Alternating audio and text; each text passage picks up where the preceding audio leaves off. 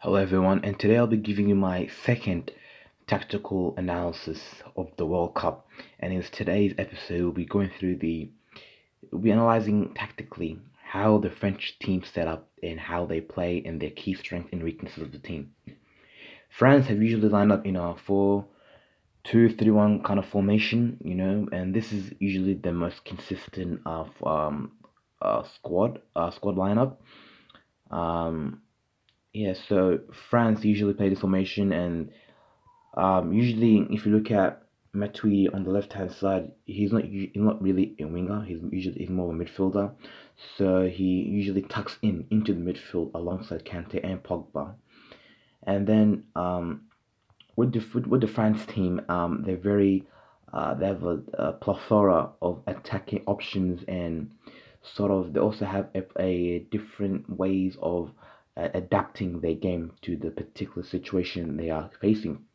So with this French team, if a team they're versing is sitting very deep in sort of a low block, sort of ceding possession to the French team, sort of playing very compactly and narrowly, denying any space for France to play in. They have Olivier Giroud, who is the current Chelsea forward. At a very big height of 6 foot 4. So if teams decide to play very compact and narrow and leave huge spaces in the sort of the wing position, it can be easily exploited by the fullbacks in Pavard or Lucas Hernandez or Mbappe if he sort of plays more wide to send more crosses into Giroud, who can sort of take advantage of the denied of the compact defending of the team. So so basically, if a team decides to play narrow and compact, they can use the wide spaces to sort of play into for Giroud, and that can cause teams trouble. As Giroud is a very good player, good player for aerial duels. He's very aerially dominant, and so he can sort of aerially out duel anyone in the World Cup. And with this French team, they also have speed in the attack. They have players like Mbappe in particular. Out of this French forward line, Mbappe is the most dangerous player. And his speed and his directness and power is so evident, in particular in the game against Argentina, where he kept running in behind the Argentine defense, exploiting the space in behind, and it's so deadly on the counter attack. If France do play a counter-attack system, they have Mbappe, who's a lethal weapon in the counteracting attacking play, and he can run in behind, he can sort of twist and turn, sort of confuse defenders inside and out, and that's sort of a deadly sort of weapon the French team have in their attacking arsenal. And obviously they have the double pivot of Kante and Pogba. And Kante, in my opinion, has been on the standing performance of this World Cup. He is so exceptional, extremely valuable to the French team. He is one of a kind. He sort of reminds me of a Claude Makélélé, where he plays in that sort of defensive midfield position. He's basically the water carrier of the team, a bit like Didier Deschamps used to be in his playing career, where he would sort of do the dirty work. He would sort of tackle, intercept, he would take a wide positions if Mbappe moves very forward. Kante can sort of compensate the space in the wide by moving to the wide and sort of covering for Mbappe. He's such an invaluable player. He's also a very intelligent player, very tactically astute player. He knows the right time to come in, aggressively intercept, and the right time to drop off. He knows the right time to move a bit forward and sort of play a higher line. He knows when to drop a bit deep. A very tactically intelligent player, and with that Kante, I don't think they would have had that midfield stability they would have had in this tournament so far. Kante, for me, one of the best players in the tournament. And next to Kante is Paul Pogba. Paul Pogba, a player of immense talent, immense skill and finesse, along with his long striding runs from midfield into attack. He usually does, which is a great sight to see. Pogba has been a player at Manchester United that's deemed as a player that's not fulfilling his potential. He's been also labeled by many commentators as being not understanding the game, tactically unaware, and I think that it's a shame that Pogba is always criticized in the media, in particular Graham Souness. That guy is just something, man. Graham Souness, like every time I watch his analysis of a United game with Pogba in it, it's always negative criticism, negative criticism.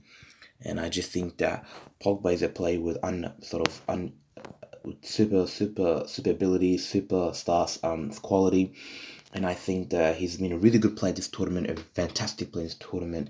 He's been running the midfield show. His passing range is there to see forward. His passing for Mbappe throwing behind has been exquisite. His link can play with Griezmann, or very pretty to watch. You know, his link up with Griezmann around the box. His surging run for midfield, reminiscent of Yaya Toure, has been outstanding to see. And I think Pogba is a player that has really improved in his overall footballing mentality, his overall game management skills in particular, which has really thoroughly impressed me. And I think Pogba is one of the French standout players alongside Kante and Mbappe. And with France in Griezmann, um, they have a star quality player from Atletico Madrid. He has been the best player for France, I think. You know, he's usually had the headline stolen by players like Mbappe, but I think Griezmann, even though he has been at his best in this World Cup, is a player you cannot write off because he can deliver unexpected moments of magic in a game. And I just think that Griezmann is a player with proven ability at the highest level, and I think you can't count out a player of Griezmann's ability in a big game, like in the final.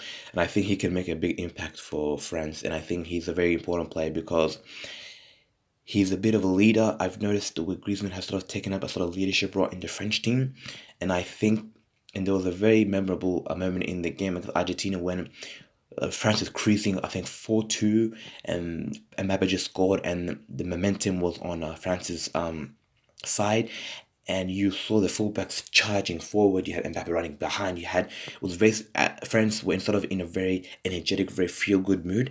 And when the ball came to Griezmann, while everyone was charging down the flanks asking for the ball, he sort of put his hand up and said, "Guys, calm down. We have to take the foot off the pedal. We're in a good position. We shouldn't sort of overcompensate in attack and leave us vulnerable in the defense for Argentina to exploit and possibly might come back into the game and win the game or sort of take it extra time." He sort of set the pace of the game, and I think this leadership quality is sort of, I think, has been influenced by his Atletico Madrid manager Diego Simeone, and I think that sort of greedy, defensive, very like leadership sort of mentality has sort of influenced and sort of imparted that on Griezmann. And I think that's a very good skill to have in this French team, where you need leaders, you need people to tell them when's the right time to sort of control the tempo of the game, slow it down, speed it up. Like, it's a very important point to have like someone like Griezmann in the team, sort of be the real leader of the team. And if you look at the back line, we have two fullbacks in Pavard and Lucas Hernandez, and people before the World Cup would have expected these two players to occupy the forward position. People would have expected Djibril Sidibe from Monaco or Benjamin Mendy from Man City to have those fullback berth. But I think these two defenders have really impressed me. In particular, Pavard, who is an unknown quantity in football, and he sort of made a name for himself with that outstanding goal against what's it called, Argentina. And I think he's a player with good defensive ability. He can attack very well down the flanks. And Lucas Hernandez also a very good player, good at attacking the byline, overlapping runs, also very good defensively. And I think they have a very steady fullback partnership. And yeah, so I think that the fullback positions is an area of strength for the France, because teams usually have difficulty breaking them down because they're very good defensively. They're not Lucas Hernandez or Marcelo, who likes to constantly bomb up forward, and sort of players can easily exploit the space in behind, and he does very well to sort of defend that space very well as Pavard. So yeah, in the same position we have two defenders in the Liga for Real and Barcelona respectively, in Rafa Varane and Samuel Umtiti. These are two defenders who have been outstanding for France this World Cup. In particular, Varane, whose composure, his elegance on the ball, and his devastating recovery speed he has when teams exploit the spacing behind is very valuable for this French team if they decide to sort of play a high line. And I think Varane is very useful, just like Walker in the recovery speed. And Umtiti also has been very good defensively sound. He's been a real leader and a sort of rock in the centre back position for France, and I think that the match against Belgium was a testament and sort of like a coming of age moment for the defenders where they stood up to the attacking threat of Belgium in De Bruyne, Lukaku, and Hazard very well.